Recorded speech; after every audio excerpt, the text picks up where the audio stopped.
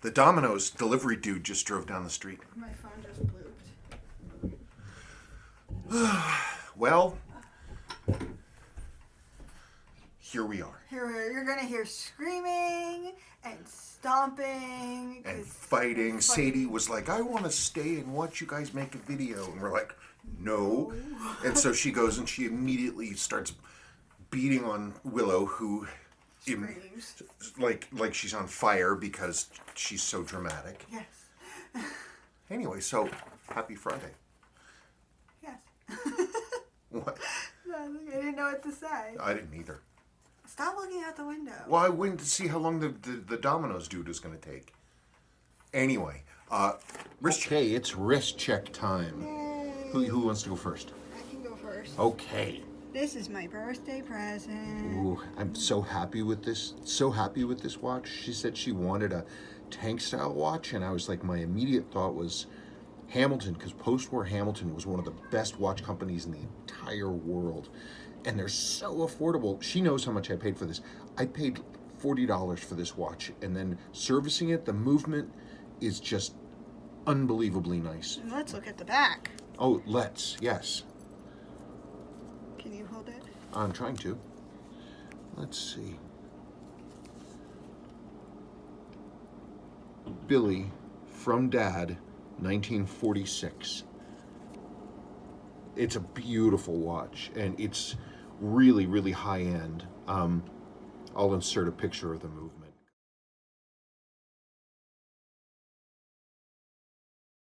It's just super nice. I'm glad you like it. Of course I do. And servicing it was painless, relatively speaking, except for the balance. And I am wearing my poor man's Hoyer, Pasadena. It's the Lejour chronograph, but these were made by Hoyer for this Lejour company, which was just like one dude, and he used to sell his watches. I've seen an ad for him out of the back of like a watch magazine from New York in the late 70s and the early 80s.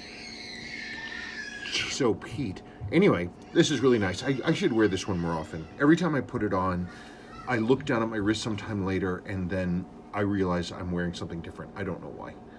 I think because it's been 5 years since I serviced this watch. I should service it again, so I keep taking it off so I can let it run down, so I can then service it again, and then I keep forgetting. But it's such a nice watch. These are so cool. That is the original bracelet. Very neat. Don't look at me like that. How am I supposed to look at you? I don't know, not like that. Okay, that's fine.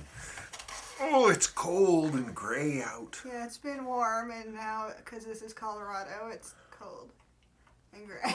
It's true. I was actually looking forward to, this weekend, because we're not going anywhere. I was going to rake. Nope, we're not going anywhere. We got a stay-at-home order, so we're staying at home. Yep, everybody's staying at home. I swear the air is cleaner, though. Looking on the bright side of things, I swear the air is nicer. And the bright side of things, we got ice cream delivered yesterday. We did, from our local Walrus ice cream, which is we'd like to support our local businesses, and the Rio Grande, our local Mexican restaurant that Tex-Mex. Tex-Mex. I worked there in the 80s. They've come up with a delivery system for their margaritas. But they won't drive delivery. You have to go and get it. That's too bad. Yeah. There's something I wanted to address that upset me. So he's like, I have no idea what I you're didn't talking do it. about. I didn't do it. So we were talking about him wearing a mask, and it happened to be the correct mask that you're supposed to have, and people I think they assumed that we went out and bought a bunch of them, which we did not. We did not go out and hoard a bunch of masks. We had two. There goes the Domino's dude. We had two left from working on the deck from 2 summers ago. I bought them off of Amazon, and all the construction guys in the comments said, best mask ever. And if he gets sawdust up his nose, then he snores. It's true. But speaking of the N95 masks, somebody did an actual study. You can reuse the 3M M95 masks. You can sterilize them. The N95.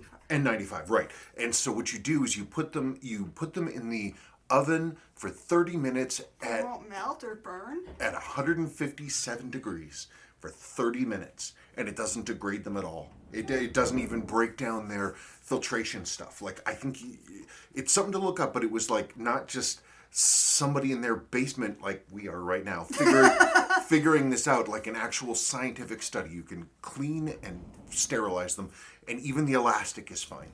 Okay, well, anyway, I felt really bad and awful all week that people thought we were like hoarding masks. Seriously, the one I wore in that picture had Deck stain on it. Yeah, and the other one he found was covered in sawdust. Covered in sawdust, it's true. And I also had been sitting in a plastic bag on the floor in a cabinet in the garage.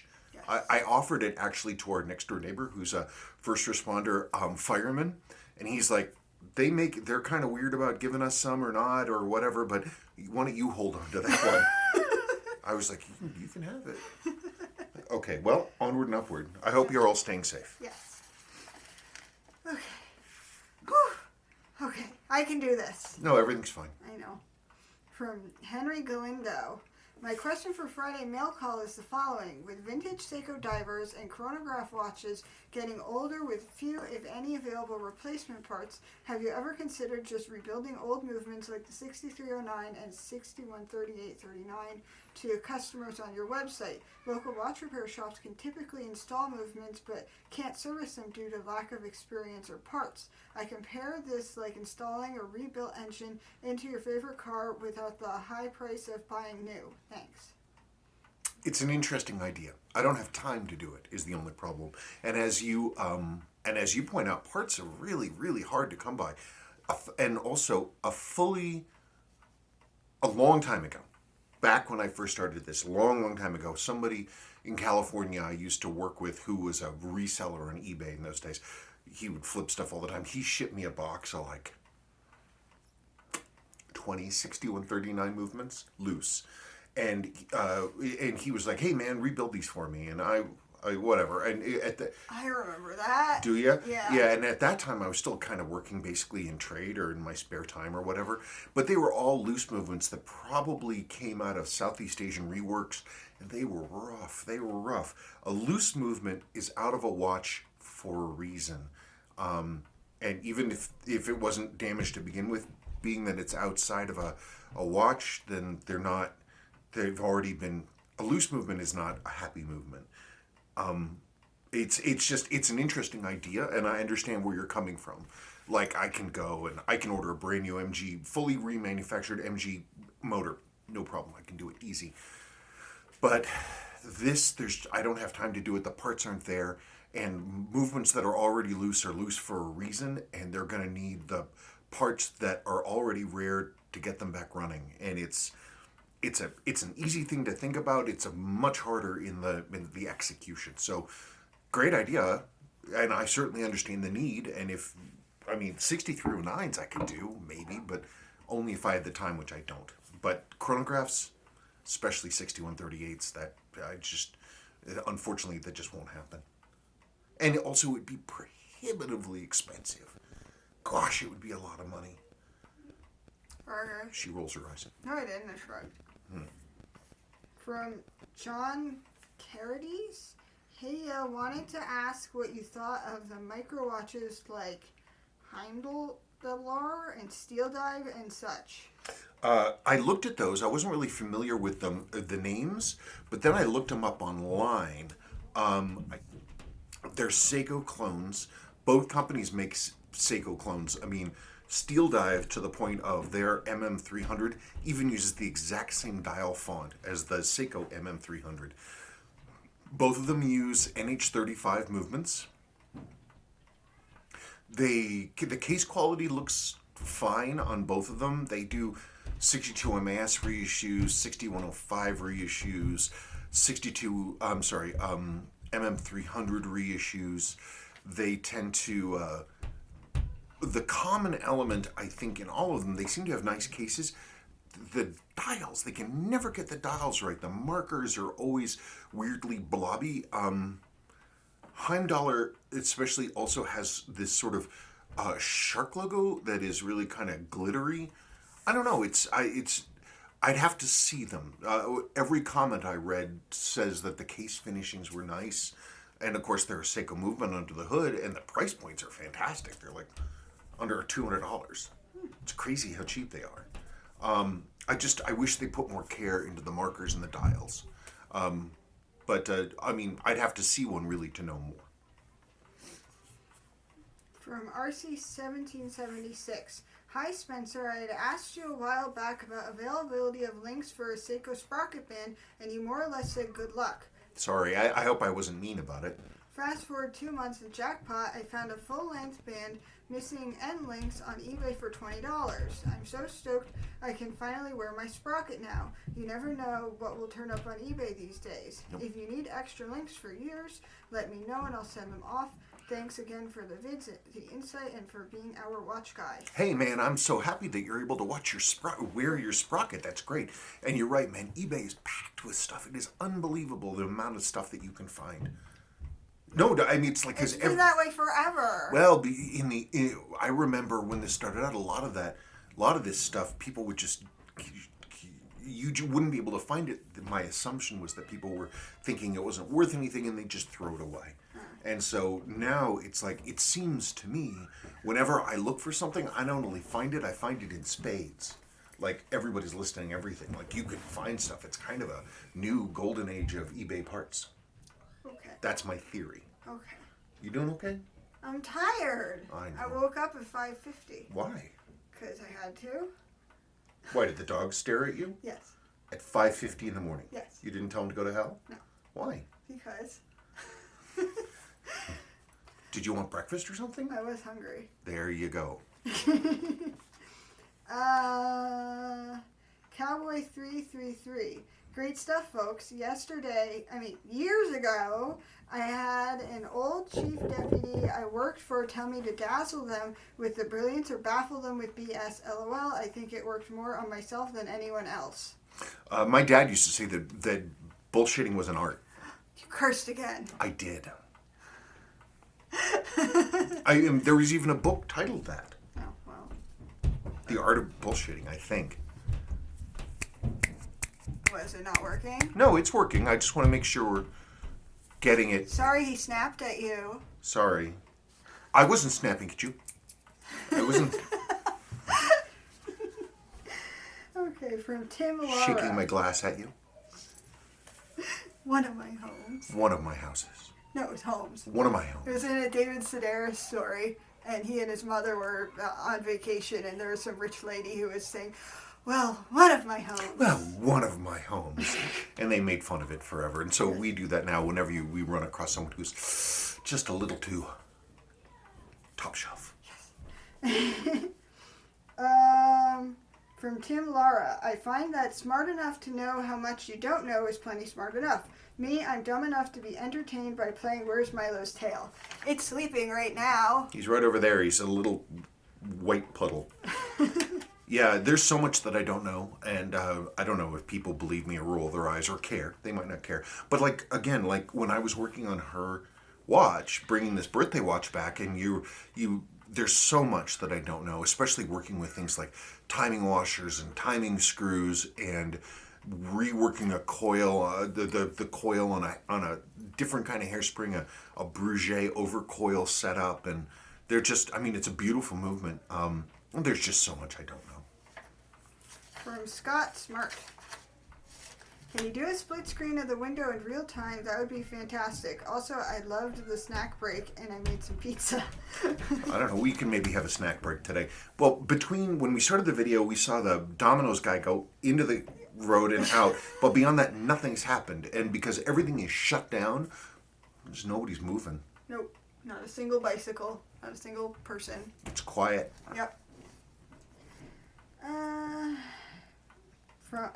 This is going to be about what I already talked about. Is it? Yes. What? Kevin Chong, great video, guys. However, I had to comment on your N95 mask for the general public who aren't symptomatic or sick or otherwise deviated from their usual state of health. They aren't recommended. Furthermore, vital PPE such as N95 masks should be preserved for healthcare workers at the front lines. I'm a pulmonologist and critical care doctor working in Washington State right now, and we are so short on protective equipment. It is frightening. Always love your videos and be safe, Kevin. Some hobo with a cigarette just walked by. You went yonder that way. I don't care. We addressed that. I've been beating myself up for a week about this. She's so rough on herself. She takes every criticism and magnifies it to 100. You've got to be very careful what you say because she takes everything deeply personally. I take this obviously very seriously, and I feel terrible, like I did something wrong. Well, Dr. Chung, if you want, I will send you that other N95 mask. Covered in sawdust. No, well, the bag is covered in sawdust. The mask itself is fine. Yeah.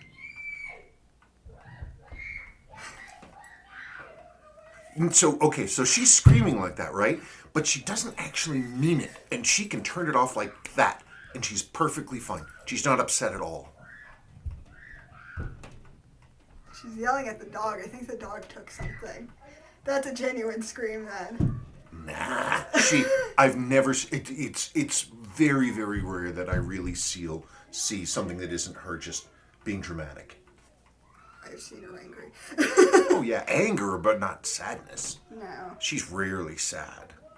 Oh, anyway. From Rick, I'd love it if you'd show us an analysis of another 6R15. People on forums love to talk about how terrible they are, but I suspect that this is just down to people on the QC margins yelling the loudest. I have one in my SARB033, which, while not as reliably steady as the 2824, is still pretty awesome and far better than the 7S4R stuff everyone raves about. Yeah, I mean, I'm going to make time and I'm going to do it. I have an SARB 035 that's in almost perfect condition that runs poorly. When I get some time, I'll do it. I'd love to rip it apart. And if I think I have a couple others that are modern watches that don't run real well, and I'll see.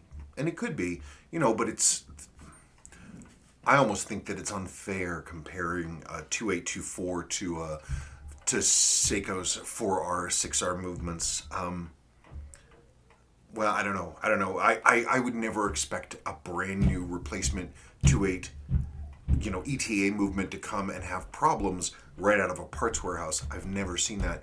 I certainly have seen that with new Seiko movements. I mean, brand new replacement NH movements from the parts house arrive running poorly. So it's there's a reason for those loud voices at the margins.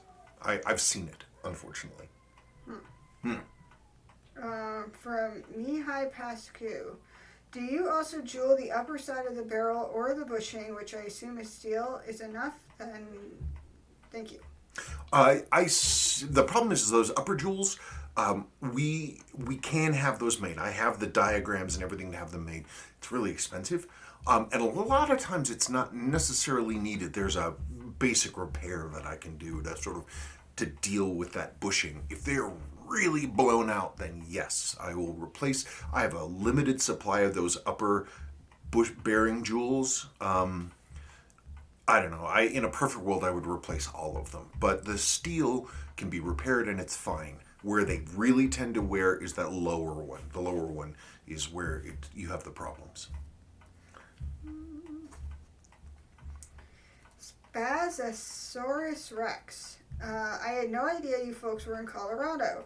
I had spent the last decade in Fort Collins. I used to live next to the guy whose family started the Rio. Pat? I don't remember his name. If I'm not mistaken, the same family owns those hip vegan restaurants in Denver. I don't remember the names. Apparently I don't remember anything. I spent the decade growing weed. Boy, you picked a bad time to move away. Yeah.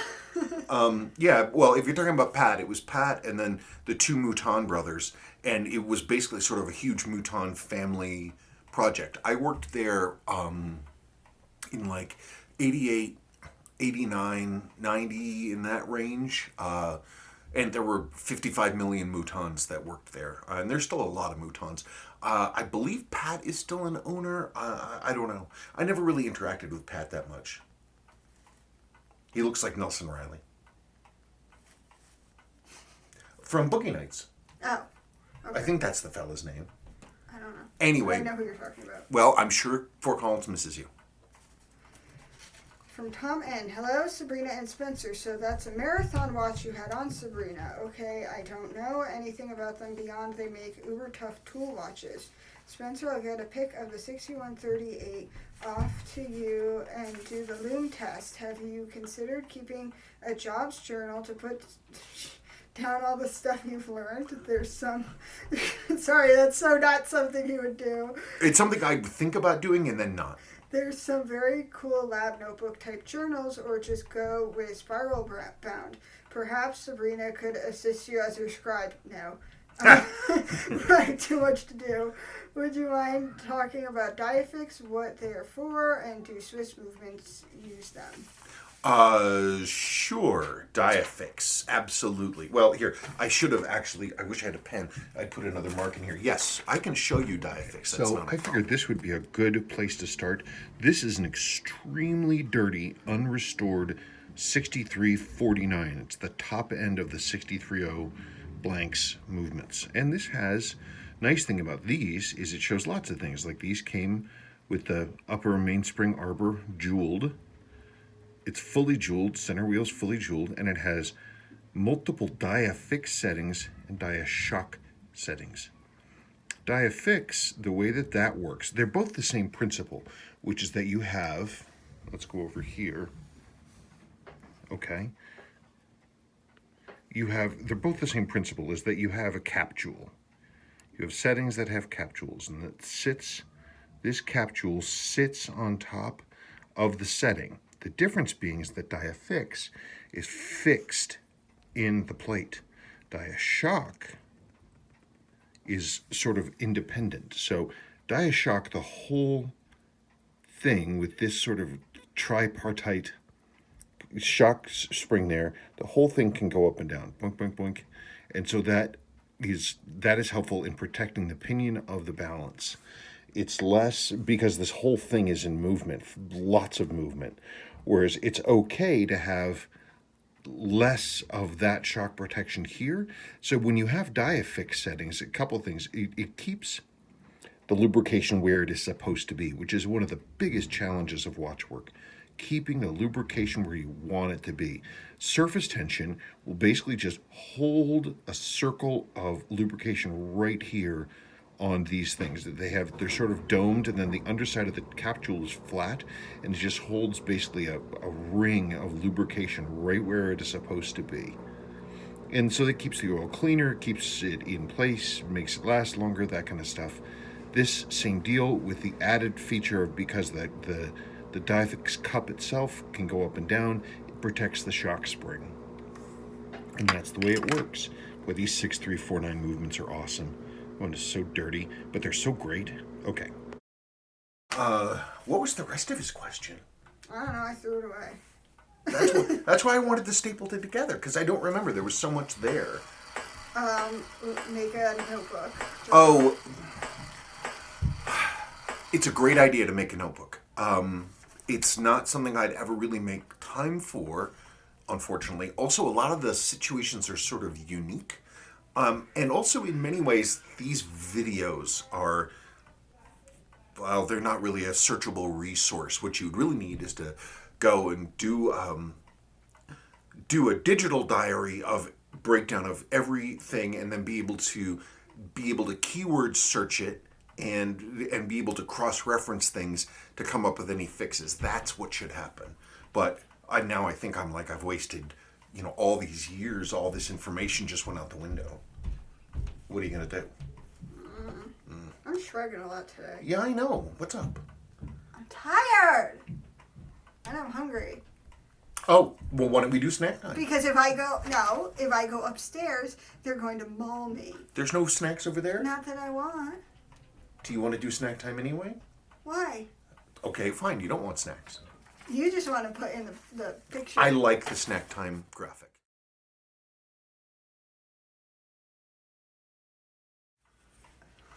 She didn't go get a snack. I was going to say, yes, I did. No, she didn't. Are you sure you don't need a snack?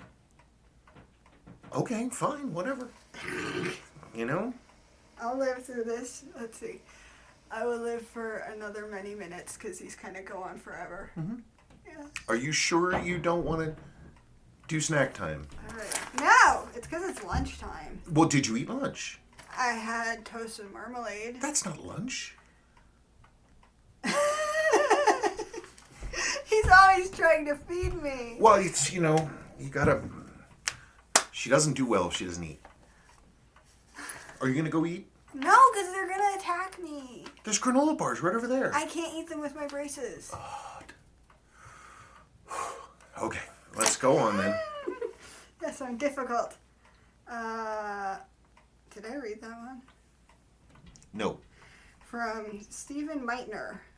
Spencer, have you seen where Time Machine Watch Repair and Service Center on Facebook has replaced opinion on a 6138 chronograph wheel assembly? Maybe they have figured out a way to repair them. I thank you for that. And I found their pictures and I looked at them closely and I sent them a message. I have not heard back. I can't. The biggest limitation for me right now, I actually went after your comment and I went through my bad parts box and I pulled out all of the chronograph wheels that are bad, and well, I have a lot of them. And I took one that was especially bad, and I need to figure out how in the world they're pressed together because I cannot get. I need to figure out what the steps are to get them apart. Clearly, they got all the components off from the top pinion through the clutch and everything down, all the way down. They got all that stuff off. I couldn't yet figure out how to do it. I need to look at it again. Because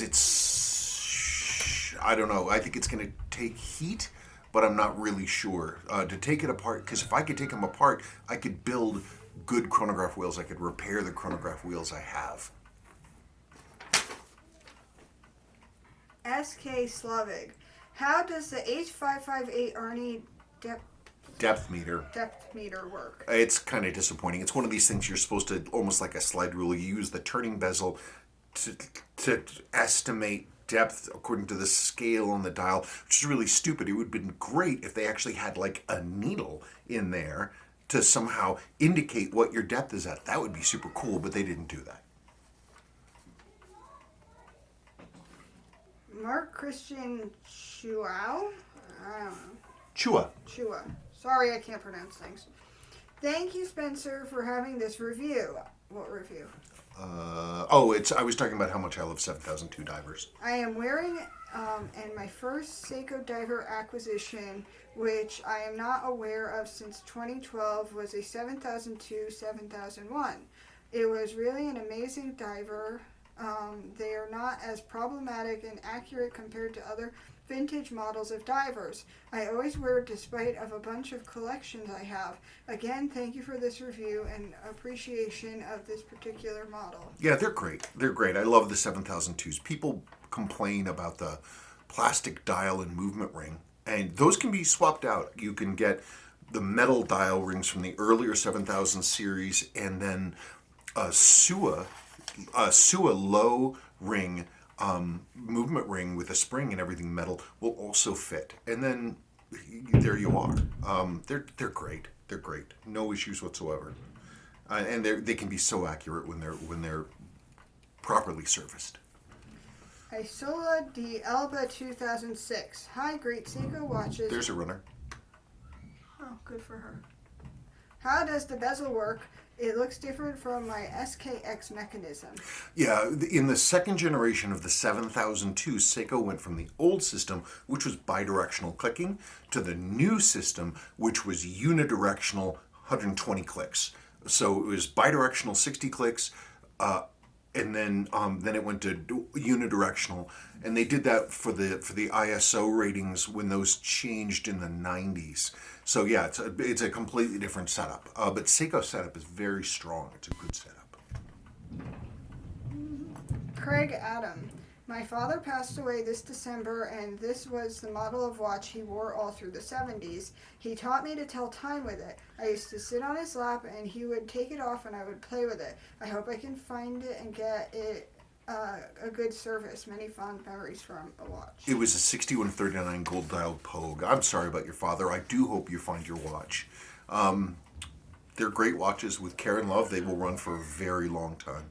And these things, they're important. A lot of them just get thrown away. I mean, somebody wrote me the other day about wanting to have one of these things restored, and they bought it at a yard sale in a bucket of basically junk watches, and they bought it for $5. Wow. Yeah, and I was looking at it, I was like, it was a blue dial, but it was nice, like that beautiful white lume, and clean chronograph hands. And, I can't even imagine how many of them ended up in landfills. They're in landfills right now. And if their seals were still good, then they're just sitting there in the darkness. Oh no, now he's going to get all emotional for inanimate objects. All they want to do is do their function.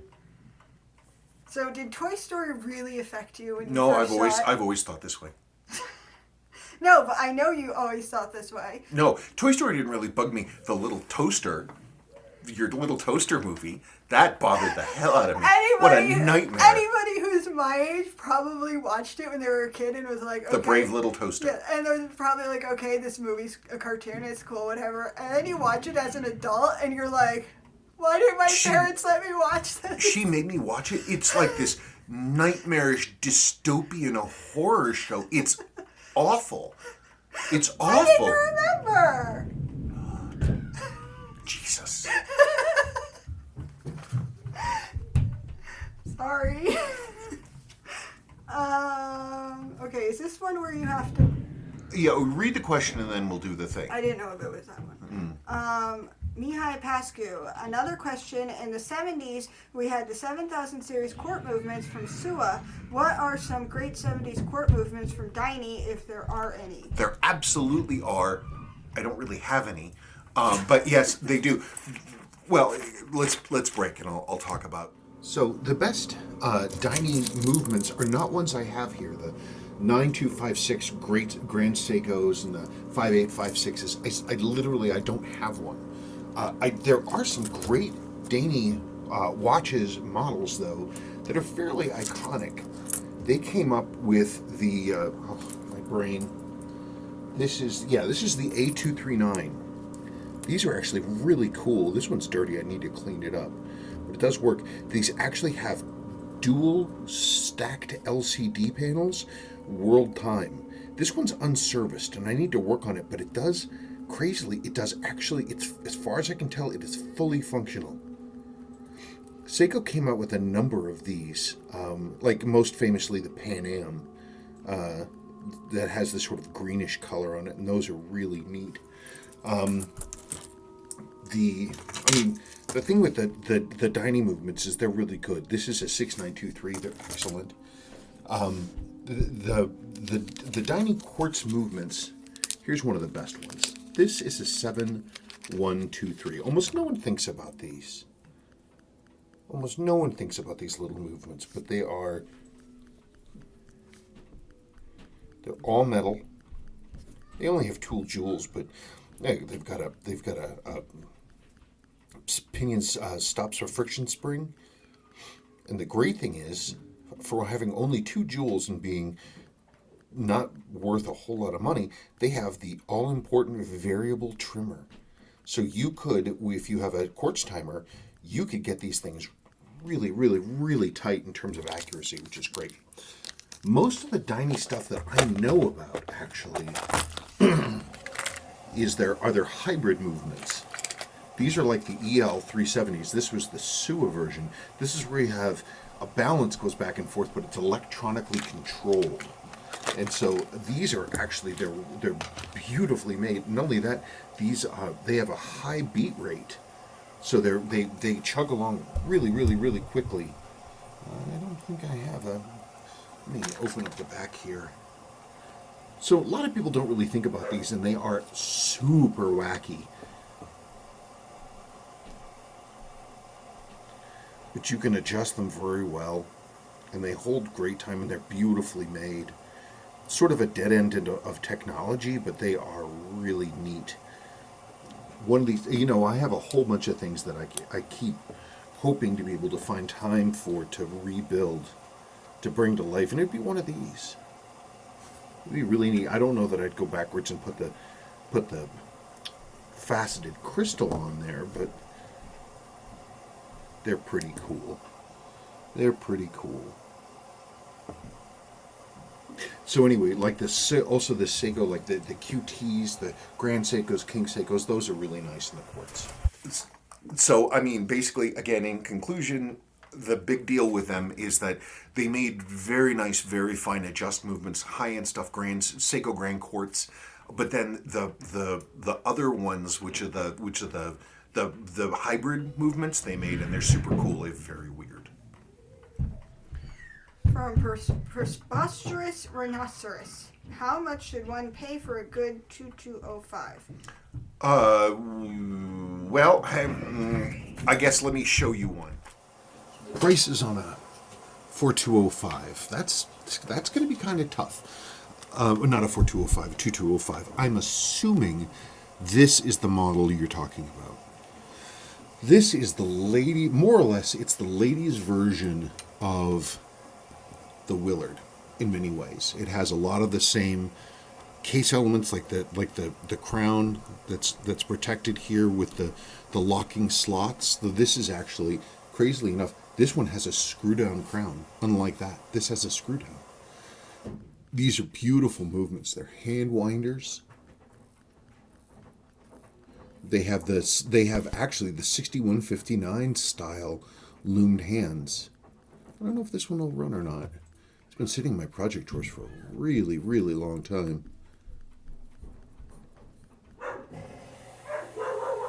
Okay, apparently it's non-hacking. Sorry about the barking. Look at that. It's a high beat. Isn't that awesome? As for the value on these, oh my God, I'm so sorry about the noise. I don't know. I don't know what these are going for these days. I wish they were bigger. They're super nice movements. I mean, they're tiny, but they are super nice. This is a great watch. These are cool. I don't know. I should probably have done some pricing research on these, but honestly, they don't come up a whole lot. They really don't. It's wild. But they're cool. Parts for these are hard to find. But they've got that perfect Seiko dial setup with the absolutely flat top markers, with the sharp edges and the sunken loom to give that 3D look. Seiko put a lot of care into these, and they literally use the 6159 handset style. It's so neat. And this is the only instance I'm aware of this thing where it looks like the 6105 handset, but it's just a hollow loop. These are really cool. Someday, I wish this model existed in 40 millimeters. If this was a men's model, I think that'd be a great seller. I have to put a mark there. Oh, they're back. Who's? No, them. Who's back? The people in your phone. Oh, they are? Yes. Oh, my goodness. I was still living my life like you had the paper in front. Okay. It's from Peruccio. Thanks for the video. I've got a 6106 8440 and I love it so much. Could you please tell me how many meters would be my watch water resistant? I'm asking because I see some kind of similarity in design. Would it be 70 meters in my case? He has a 6106 dress watch with 70 meter rating, and he was commenting on a video about Seiko 6106 8237, which is one of the sport divers, also 70 meters. These days, 70 meters would be considered splash resistant at best. Those watches, Seiko took water resistance pretty seriously, and it's rare for those 6106s with the blue dials to have damaged loom. They are, Jonathan Koch used to say they were tighter than a duck's butt. And there's something about them, the cases they were really tight. But I don't know. It depends on your sealing surfaces and your case and your seal conditions. That would be Sadie. What the heck is going on? She just said, "Why are you people annoying?"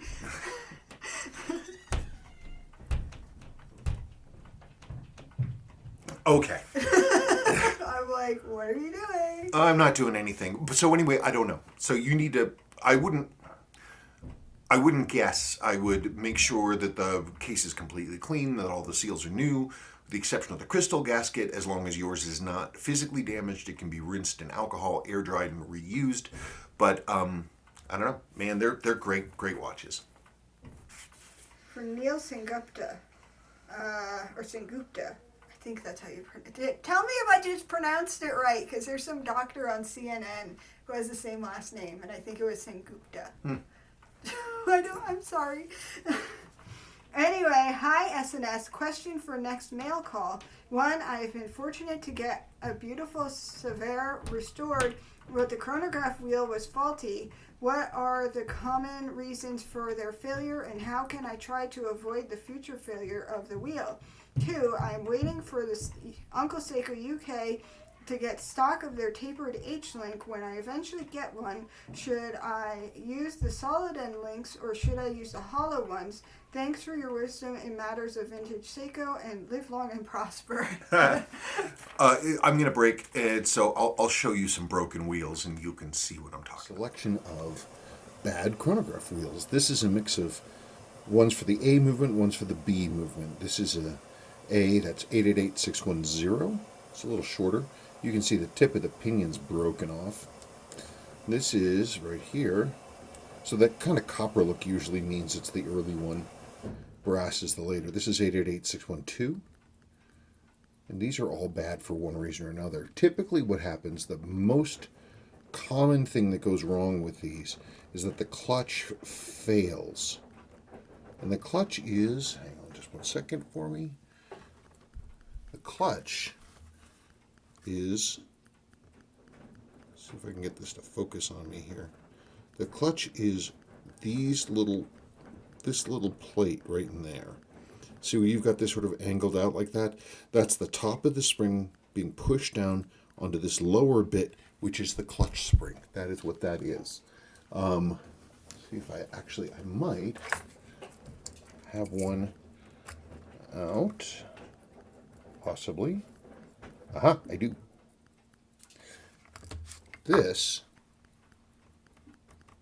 That right there is the clutch spring. This is the top of the pinion right there. That you would be looking at it from the top down. You can see the two plates there. And there is the spring. My theory with these is, and I read a comment on another forum on a totally different fandom, on a totally different thing, but it was talking about springs. And one of the people there said, well, I think the deal is, they were talking about whether or not a spring setup should remain compressed or remain uncompressed. And the person was like a metallurgist. And they said, the issue is not so much being compressed or not compressed. The issue is going between the two. Click, click, click, click, click, click, click, click, click, which is a theory that I've been sort of leaning towards. So the idea being that it's not so much having it stopped, not so much having it running. It's clicking back and forth between the two, which puts wear on the thingy. Puts wear on the. Aha. So this is the other way for these to go bad. This has actually got a good clutch, and the wheel looks fantastic. But look, this brass fourth wheel section has come adrift of that gear. If this could be sat down back on that, this would actually be a good wheel. In order for me to do that, I would really need to be able to take this apart, get this gear out, and restake this to that gear. If I could do that, this would be a working chronograph wheel. Because, I mean, it's got a full-length pinion. I mean, you could really, this would be a good one to have. This one's the same thing. This is another one. Same deal. And I always look at this and I'm like, all you have to do is get that fixed down on there, but it has to be absolutely flat. Because otherwise, when it's going through the movement, it'll wobble and it can run into things. I don't know. Let's see what's up with this one. Okay, so this one, the clutch has failed. The clutch plates have failed. You can see that I can hold it and it just turns. See, it should not do that. And you can see right there, there's a little gap. There's a little bit of air between the plates. Yeah, you can see it right there too. And that means that the spring has failed and it's not putting these things together. And that's how they fail. Every now and then I'll see them where the tip of the pinion has broken off. You can kind of see it on this one. Come on.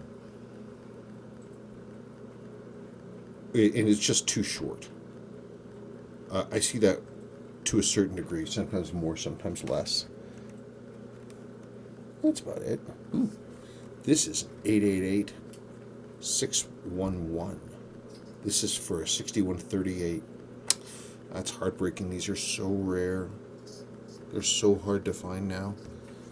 If I could just get these to... Yeah, that's another one. See, look. The clutch is good. And this lower wheel, that's bad. That's just heartbreaking. Yeah, because that's a rare part. I mean, there's so many people who need one of these. I mean, that video about that watchmakers making a new pinion for one of these.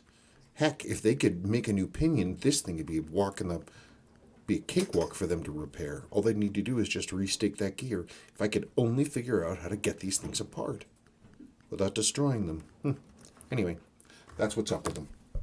Live long and prosper, absolutely.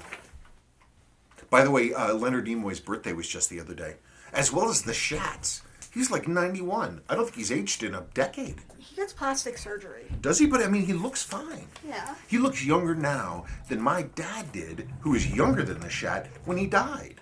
He gets plastic surgery. Yeah, but he looks pretty good. Yeah. I don't know. There's going to be a video there, and there's going to be a video there. That's fine.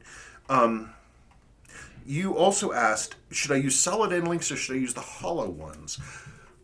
I find the solid end links, all love and support to Larry, they're really hard to fit.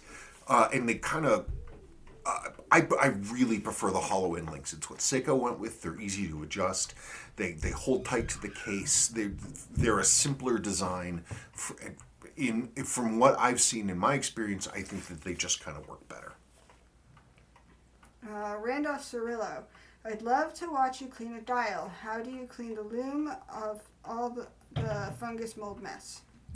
Well, cleaning dials actually really it's an exercise in doing as little as possible. Rotoco, you don't want to touch the dial really at all, especially like physical manipulation to remove things.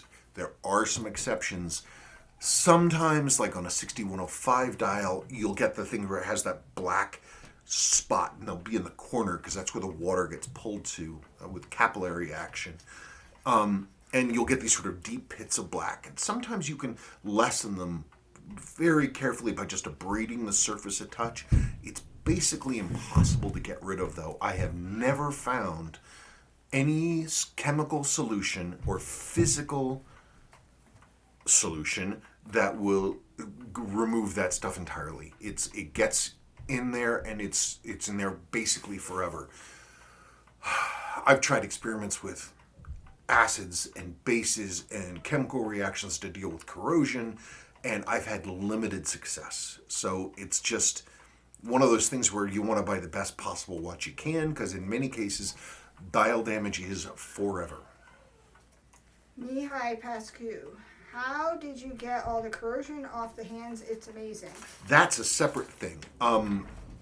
Sometimes when you have the black corrosion on 6105 hands, and it moves out from you have the lume, and it sort of moves out from the lume onto the hand surfaces, the kind of black stuff. Sometimes it happens that that black stuff is moving over the top of the surface of the plating, but not actually going through it. And with certain kinds of cleaning, in certain situations, chemical cleaning, you can get the black to lift off, and underneath it's still shiny. It doesn't happen all the time. It happens sometimes. We were particularly lucky in this particular case. From Philip Fitzhugh. Hey SNS, hope all of you are healthy and safe in these troubling times. Quick question, I am piecing together a watch and the only crown I want to use comes pre-assembled from Seiko. It's the crown from a 4R35 6R15 Samurai. Is there any way I can fit a stem on there that work on a 4R36? Thanks in advance and good fortune to you. 4R36 and 6R15 should use the same stem. So that shouldn't be a problem. They should work just fine together because they're both hand winding, and the differences are mainly in like mainspring design and that kind of stuff. If I'm wrong, please correct me. You can get generic crowns like on eBay that allow for a threaded stem to be put in and out. I haven't looked for them in quite some time. I have a few here, but the QC on them wasn't great. They would tend to, the telescoping spring mechanism would tend to lock up a lot on the ones that I have, but maybe they've improved that. But again, as far as I know, 4R35, 4R, all that, it's 6R, it's all the same stem. Seiko. Sorry, I forgot my water. Incredible video, great timed capsule, not only due to the watches, but also the reference to coronavirus. I was wondering if you wear longer finger cots or take them off for the videos. No, I still wear finger cots. I just take them off for the videos because people were like, why are you wearing condoms on your fingers? It's like, so it's just not worth it. And then I'm not wearing finger cots and people are like, wash your hands. And I'm like, what am I? You can't win. Oh, and I can't wear my purple gloves because then people are going to yell at me about wearing PPE. My purple gloves that I have. And we have gloves upstairs that we bought because I was dyeing my hair. You know what? That was years ago. Now I go someplace and dye my hair. Yeah, it's true. I don't know. It's just, it is what it is. Deal with it. Yes. From Andre Henry. As always, a great resource for so many reasons. For example, my watchmaker is Swiss trained, but I always refer to your videos to help him with particular quirks of Seiko. I hope I'm giving good information. Thank you again. I also love the idea of a record for your children, or both of you, SNS. Keep the love of the family strong through this difficult time. If our kids would ever watch this. No. Grandkids? Maybe. Cats? Yeah, I think the cats would. Maybe. Milo loves watching TV. Yes, he does. We put little, cat videos in front of him, and he just sits there and watches it. He sits there and watches, and if it's really interesting, he'll... Okay, so I guess you answered that by being gasp. I just, I always, part of my brain thinking, I don't know enough. I need to know more. I need to do more research. I need to figure out more stuff. I'm talking out of my butt. All you do is research. But I'm always finding things that I don't know.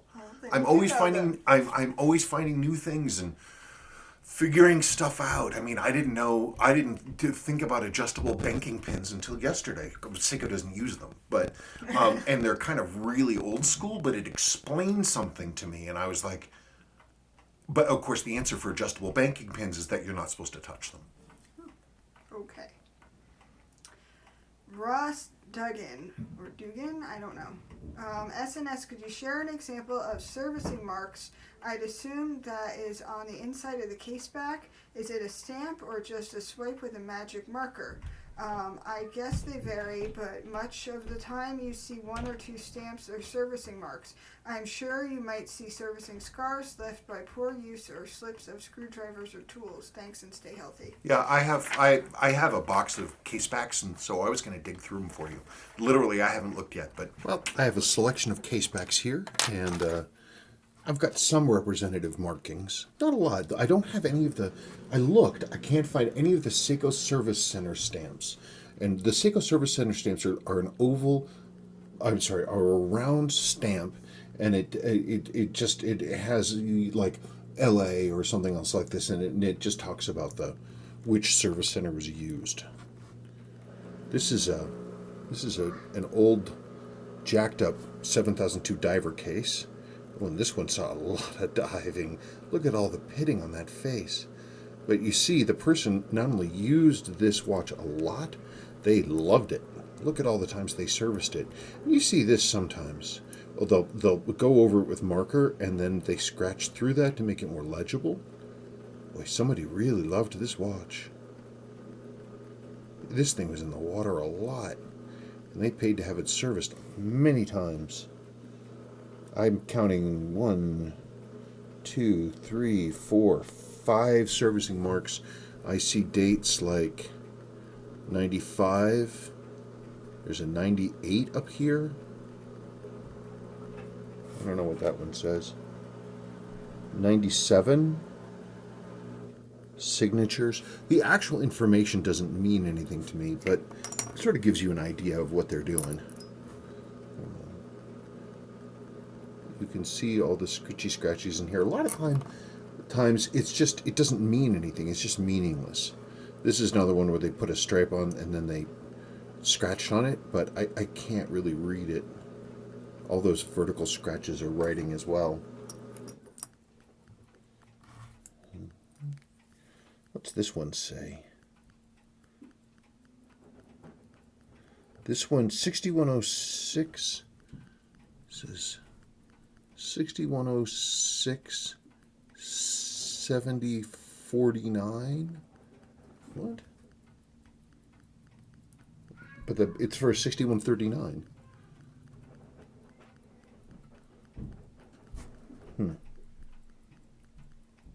It's got initials. June 1983, 6.83. So somebody had this serviced then, I'm assuming.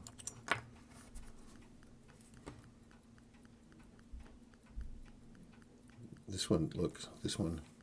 What's nice about these is they deliberately made the inside of the case backs frosted so that your writing would show up. This one. 67. What does that say? Gosh, this one has a lot of markings in the back. This is I believe this is actually the identifier for the actual watchsmith that did it. Looks like we've got a signature and a number there. I could be wrong, but I believe that's what it is. But typically, I don't pay a whole lot of attention to these because they're not informative. They don't tell me anything I need to know. But they're interesting to see. Sometimes it gives you a little sense of the history. This was somebody's rework watch. This watch earned its living. Okay. So many case backs. If you say so. I believe it.